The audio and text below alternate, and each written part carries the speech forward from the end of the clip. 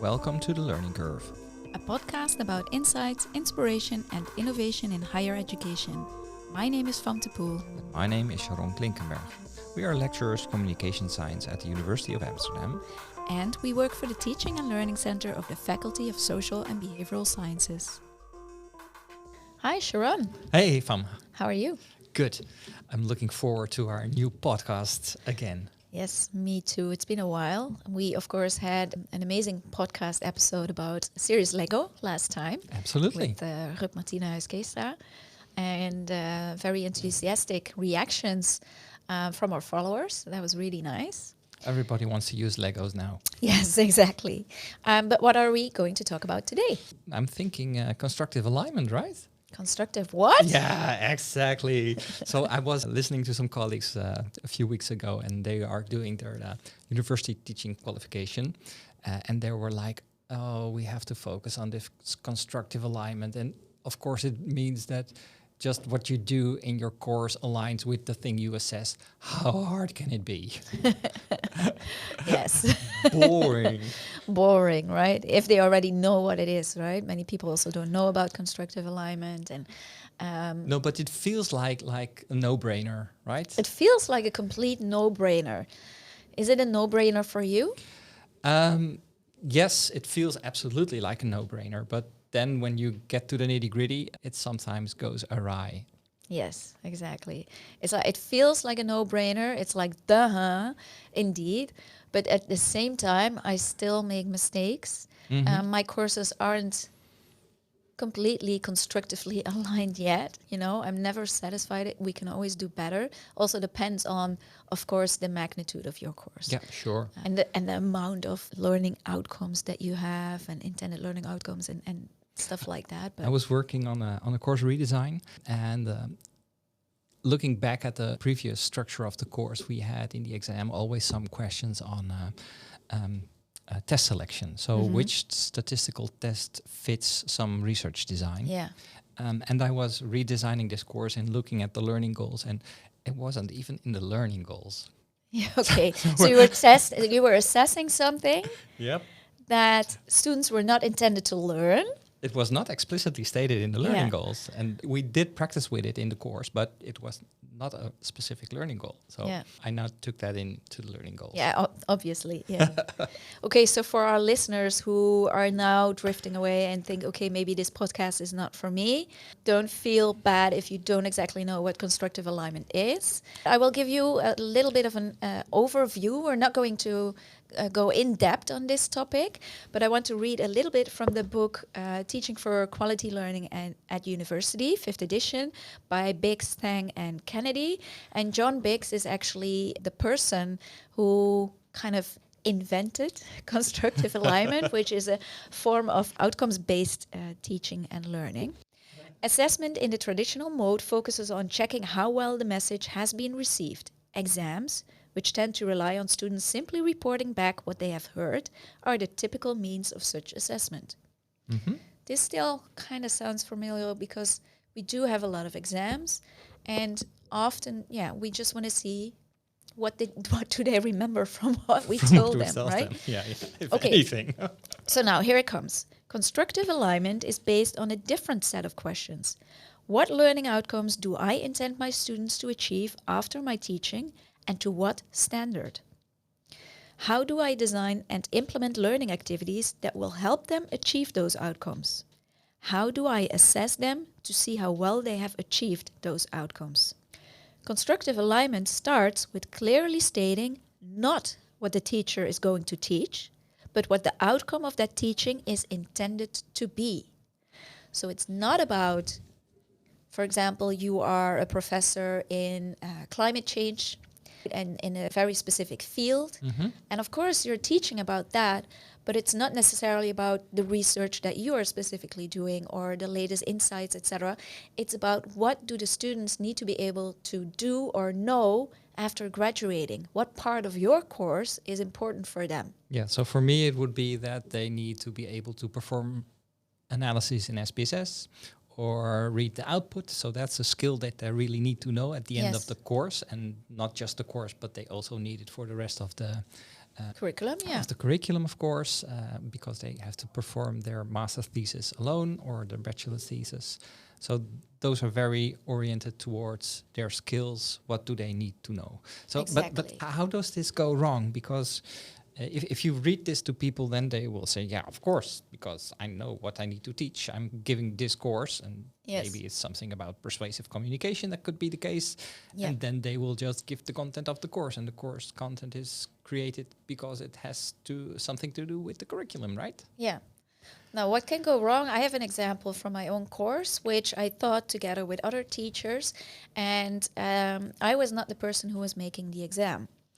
And what happened was that exam question, for example, gave students a case, and they had to find information in that case and provide some argumentation for something. Yeah. And this was on the topic of validity of research, internal and external validity. Yep. But what happened in class is that we didn't practice with cases.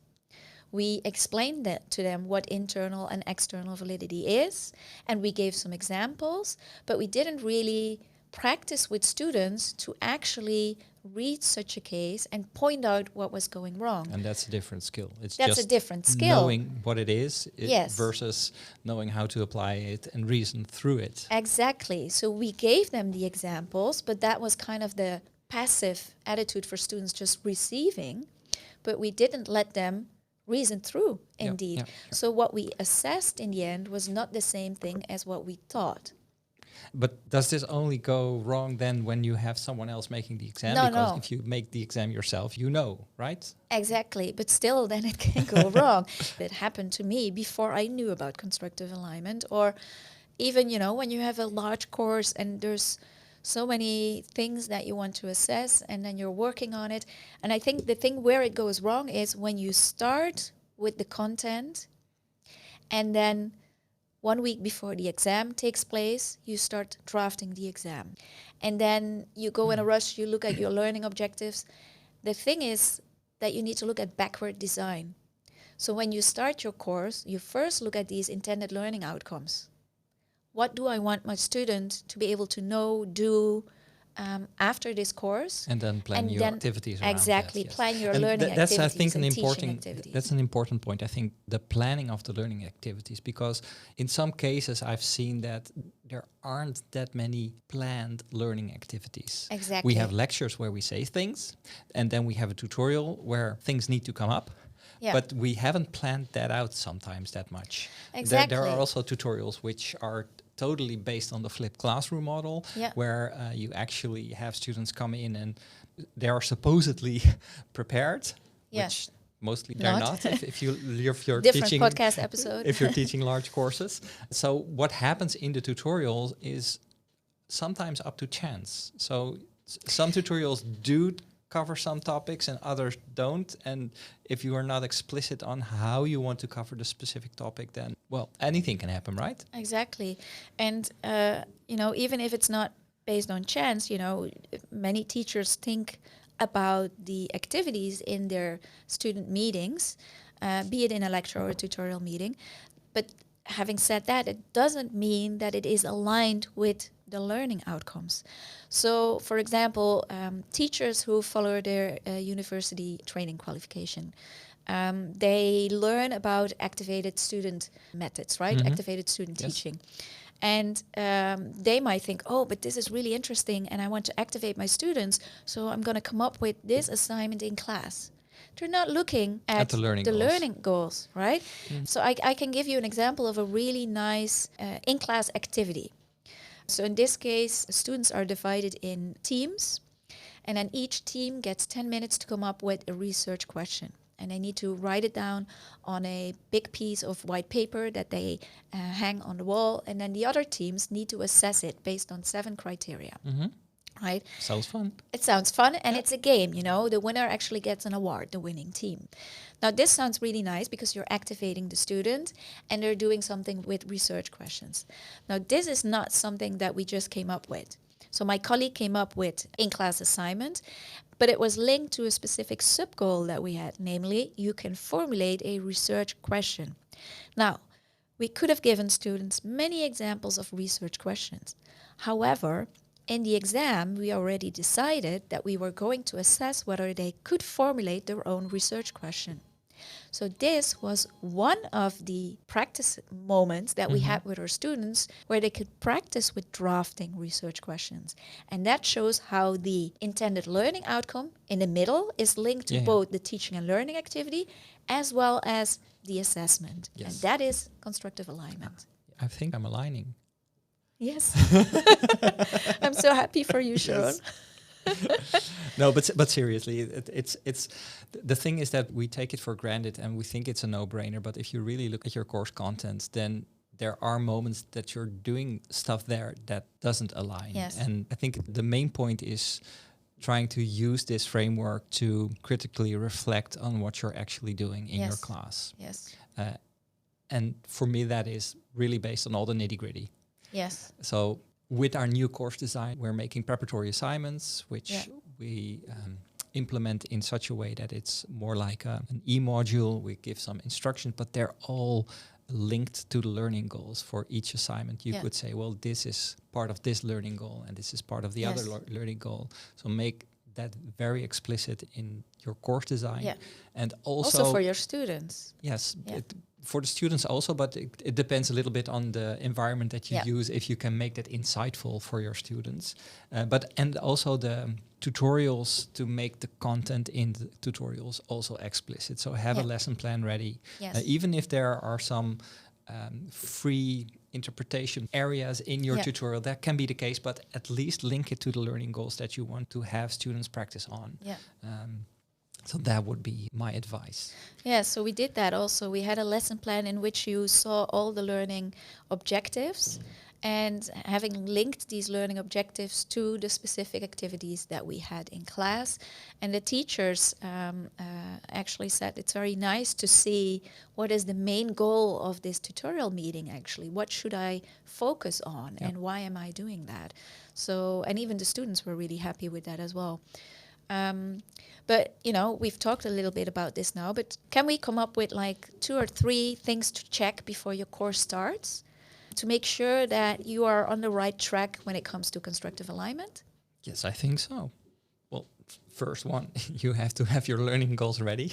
Yes, that's what you start with. Yeah. So you need your learning goals and they need to be explicit and they need to contain a verb.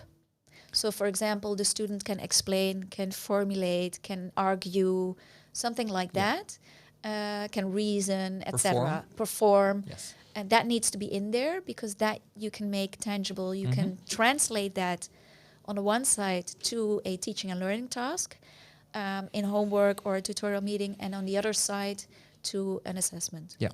So we have the learning goals set out. I think it's also good to critically reflect on your own learning goals because usually we inherit them from someone else. Yeah. So it's good to take some time to check that if you're still on board on those learning goals and to also see how it aligns with the rest of the curriculum, of course. So that's one. Second, I would say is then to check if your learning goals align with what you're doing in class. Be it lectures, tutorial meetings, practicals, it doesn't matter, but do you see this alignment? And if not, is that because you're doing something that's not in the learning goals? Then you need to wonder how important is it what I'm doing? If not, kick it out. But if it is, create another learning goal. So that's step 2. And third, I would say do the same thing with your assignments. Assignments, exam, any type of assessment that you use, portfolio, whatever it is. But you basically mean the assignments in class, formative assignments. Yeah, so that could be for a grade or not. Yeah. But if you give an assignment, make sure that it is also related to the learning goal of the course. Exactly. It sounds like a no-brainer, but things slip through there. Exactly. Through the cracks. And Yeah, so have this checklist and go over your course. And that doesn't necessarily mean that you need to make changes immediately, but it's so useful to get that insight. And throughout the years, you can make changes here and there. Iteratively go through this, make it better each time. And again. Yeah. Well, we'll leave it at that, I think. I guess so. Do you have questions? Send us an email. Yep. Or check our website, tlc.uva.nl. And we're totally constructively aligned. Yes. Thanks for joining us for another episode of The Learning Curve. Produced by the Teaching and Learning Center of the Faculty of Social and Behavioral Sciences at the University of Amsterdam. Our music was provided by Peter van Dijk. For more information, find us wherever you get your podcasts.